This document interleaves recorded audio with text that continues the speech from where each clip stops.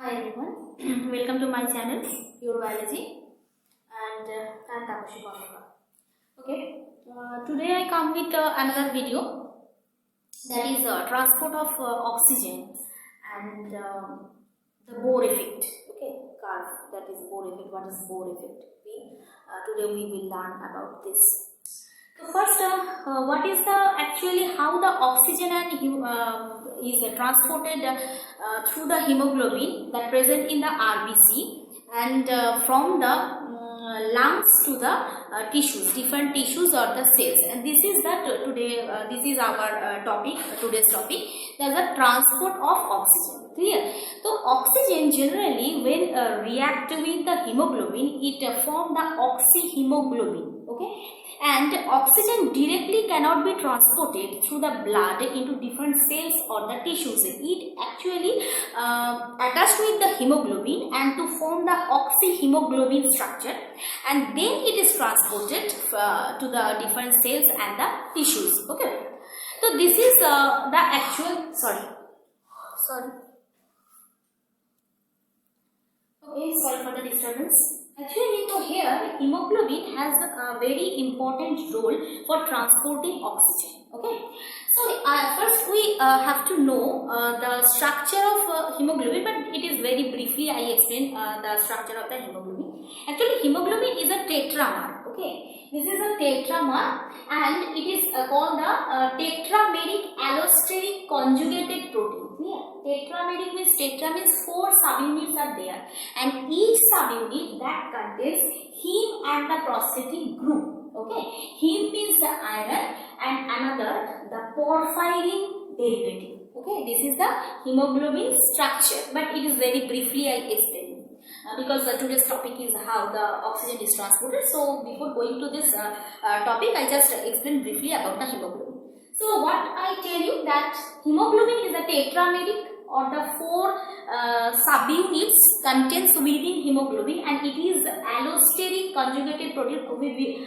Before going to explanation, I must say that allosteric conjugated protein, this is what I explained in my previous video. You just check out what is allosteric conjugated protein. Clear?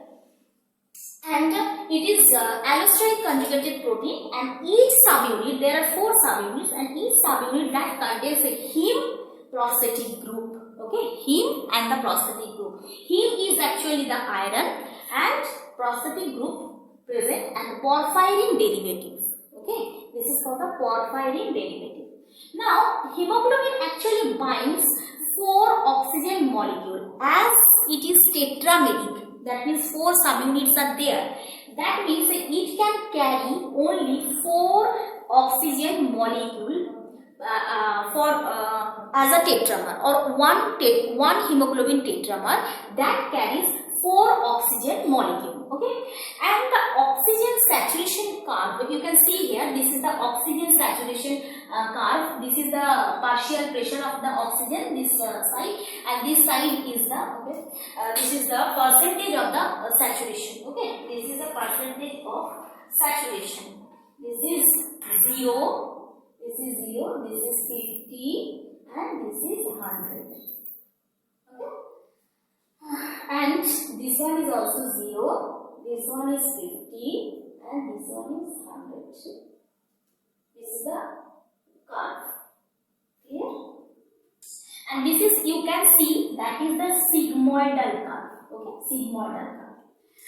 Number 3, what explain that oxygen binding depends on whether other oxygen molecule present on same tetramer. That means if you consider this is the hemoglobin molecule and the tetramer, that means this is one subunit, this is another subunit, this one is another subunit, and this one.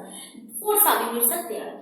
If the oxygen that hemoglobin, if oxygen molecule actually already present in one subunit, then other oxygen molecules must be added with the subunits of the hemoglobin. That means the binding depends on whether other molecule present on same tetramer. If oxygen molecule already present in one substance, that is one subunit, not substance, subunits, then it is very easy to oxygen to bind with the hemoglobin. hemoglobin tetramer or other subunits of 1 hemoglobin tetramer. Next one, hemoglobin exhibits the cooperative binding kinetics. That means it permits the maximum oxygen quantity to bind. That means hemoglobin, it has the capability to bind maximum amount of oxygen during transportation. Okay, I say you about 1 hemoglobin and 4 oxygen molecule. Okay. Now, what is the role of the P50? P50 means P for partial pressure of the oxygen. Partial pressure. Higher the partial pressure of oxygen, the more oxygen combines with the hemoglobin. If the partial pressure is high, that means more oxygen combines with the hemoglobin. You can see here, the partial pressure rises or that increases, the binding of oxygen molecule also increases. You can see that. So, when the partial pressure arises, the binding of oxygen with the hemoglobin, that is also increased. That will be increased.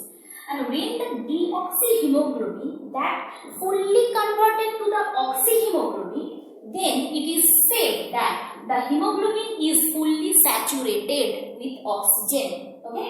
If the hemoglobin and oxyhemoglobin both are present, that means not fully oxyhemoglobin. Not fully oxyhemoglobin, we cannot see sometimes, then it is called the partially saturated hemoglobin. That means hemoglobin subunit, you can see that this is subunit. So 50% is oxygen binded here, but here the 50% is oxygen cannot bind that part. So in that situation, hemoglobin and the subunits of the hemoglobin also present. So the hemoglobin and oxyhemoglobin both present here. That means it is called the partially saturated hemoglobin. Clear? And you have to know also that hemoglobin, that when oxygen molecule 1 hemoglobin molecule, they can bind 4 oxygen molecules. So if 2 oxygen molecule bind with the 1 hemoglobin, that it is called the 50% saturated. I think you can understand what is the 50% fully and partial saturation. Okay. So this is totally depending on the partial pressure of the oxygen. Okay. This is the binding of the oxygen that is dependent on the partial pressure. So if fully oxygen hemoglobin totally deoxyhemoglobin means only hemoglobin, oxygen is not present here. So it is totally converted to oxyhemoglobin, that means it is fully saturated. If hemoglobin not completely changes to oxyhemoglobin, that means 2 subunits also there. So hemoglobin also present in its form obviously. So that's why it is called the partially saturation or partially saturated. And when hemoglobin has the 2 oxygen molecule, this is called the 50% saturated. When 4 oxygen molecule, this is called the 100% saturated. Okay. So this is the process actually what happened or how the oxyhemoglobin is formed from the hemoglobin and how the oxygen is transported. Next we will also learn about this.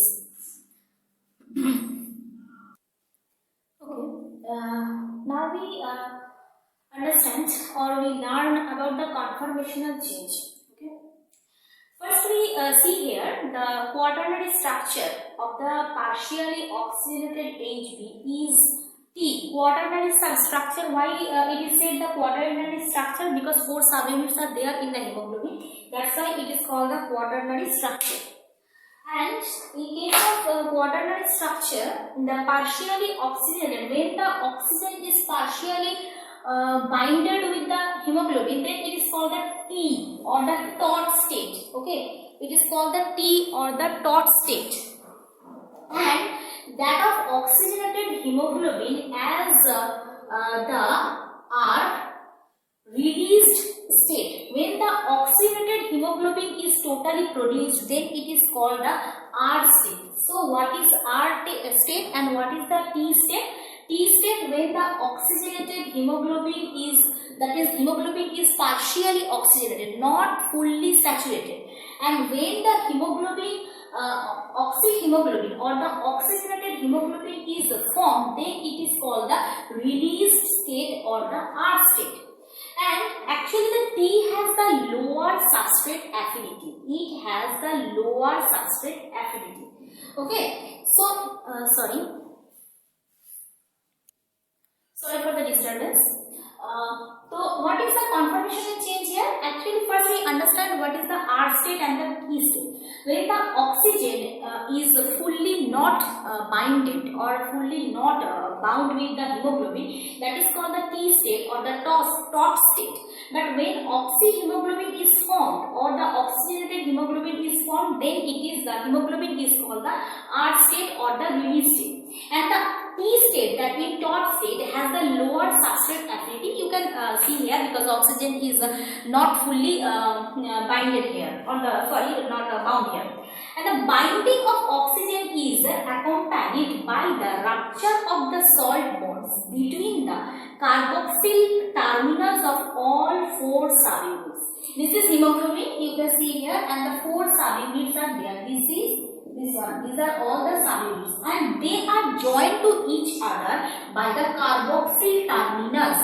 This is joined to each other. These all the subunits, they are joined with each other by the carboxyl terminals. Here, and when oxygen just binds with one subunit, the carboxyl terminal, that is totally broken down. Okay, and what happened then? The one pair of alpha beta, and you all know about that hemoglobin has the alpha chain and the beta chain. Okay, so one pair of alpha beta that rotates with respect to the other alpha beta pair and compacting the tetramer. So suppose you see here, this is one, it contains one alpha beta. It rotates with this one and compacted, tightly bind with the alpha beta of present here, this subunit. Again, this situation continues. That means this alpha beta, all the alpha beta of these subunits, they are totally compact with each other and tightly oxygen is bound here. Okay. And increasing the affinity of the hemes for oxygenation of the iron atom. And what happens there? And as usually, when this situation is formed, then the oxygen binding capacity with the iron atom of the hemoglobin, that will be increased. Clear? That will be increased. So what happened first of all, when oxygen first start to bind with the first subunit, then the carboxyl the terminals that are found actually within the all subunits, that totally are broken down. And what happened after that? The one alpha beta that compactly bind to other one. And what happened? As usually this occurs, this increase the affinity of oxygen bound to the iron part of the hemoglobin. Clear? Iron part of the hemoglobin. And this is, you see here, this is the T form and this is R form. This is R form. And the rotation, you can see here, alpha, beta 1, alpha 1, beta. Clear? So, when oxygen totally bound here, then what happened? The rotation occurs. Okay, the rotation occurs and the angle form, this is 15 degrees. Okay, this is 15 degrees where HbO2 is formed actually. So, what happened here? The deoxyhemoglobin moves into the plane of the heme ring. Here, the deoxyhemoglobin that moves into the plane of the heme ring, and this motion. So, what happened here? When oxygen, suppose this is subunit, and when oxygen is bound, this rotates and rotate in such a way that the deoxyhemoglobin part that also can bound with the other oxygen molecules. Here, and this motion, this rotation, the motion that transmitted to the histidine is one kind of residue. This is very important for HbO2 binding. And histidine, which moves toward the plane of the ring, hemoglobin ring, and to residues attached to the histidine F8. Okay, this histidine F8 form, where histidine bound with the total this one of the hemoglobin, then histidine F8 is formed. So what happened here? Again I repeat, deoxyhemoglobin move into the plane of the heme ring, and this motion transmitted to to the histidine, which moves towards the plane of the ring and to residues attached to the histidine F8. Okay, so deoxyhemoglobin part that move into the hem ring, plane of hem ring, and this motion not stop there. This is transmitted to the histidine. This is one kind of residue, and as usually histidine that moves toward the plane of the ring, toward the plane of the ring. Which ring? The hemoglobin ring, and two residues this attached to form the histidine F8. This is actually the conformational changes occur during the oxygen transport. Okay, and you obviously first learn about the which one is the T form and which one is the R form. Then how the oxygen bind to the alpha beta chain and totally rotate the alpha beta chain and compacting the binding. First of all, break the carboxyl terminal and compacting binding of one alpha beta to others one, and actually then the iron atom. Okay, iron atom bind. And here one situation is another substance or residue that is important. Histidine also may have a factor, and they also bind with that to form the histidine F8. Okay, so this is the conformational changes. Now we learn about what is the oxygen, what are the factors that are very important for this affinity of oxygen binding with the hemoglobin. Clear? I think you can understand about that. Okay, before going to the factors, I just say one thing here in the conformational changes. You see here, this is hemoglobin, T form and the R form, alpha 1 and beta and alpha. So the rotation, when the oxygen actually bind to the HB or hemoglobin, then it breaks the carboxyl terminals between the subunits, and the rotation of the alpha beta occurs here. You can understand, I think so. And then what happened? The affinity of the hemes with the oxygen that increases, and as usually when its affinity increases, the iron atom actually moves to the plane of the hem ring. Okay, it moves, iron atom that moves to the plane of the hem ring where the histidine is present. Okay, histidine. This transmitted to the histidine. Okay, and with the histidine it forms histidine F8, F for iron, and oxygen bind to the hemoglobin that form HbO. Okay, these are the two compounds formed. Sorry. Okay, there are some noises, you just adjust because it's not my hand to stop the signal. Okay, so just listen. Next we learn about the factors. The factors, first one we learn about the pH. pH is very important for the binding of Hb and oxygen. Okay, Hb and oxygen affinity is very much affected by the pH. When pH lowering, pH level is very low, then hydrogen ion that bind to the globin. Okay, hydrogen ion that bind, and the structure is slightly changed. And what happened? As the structure is slightly changed, then the oxygen affinity decreases. Clear? But when the pH is high, then oxygen affinity is increased. Okay, and here we learn about the Bohr effect. What is the Bohr effect? This, when the pH level is very low, then the oxygen dissociation curve that shifts, oxygen dissociation curve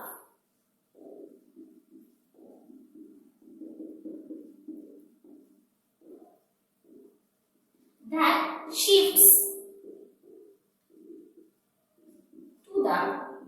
shifts to the right side. Okay, to the right side. But when pH level is high, then the curve shifts to the left side. Okay, this is called the Bohr effect. Okay, this is called the Bohr effect.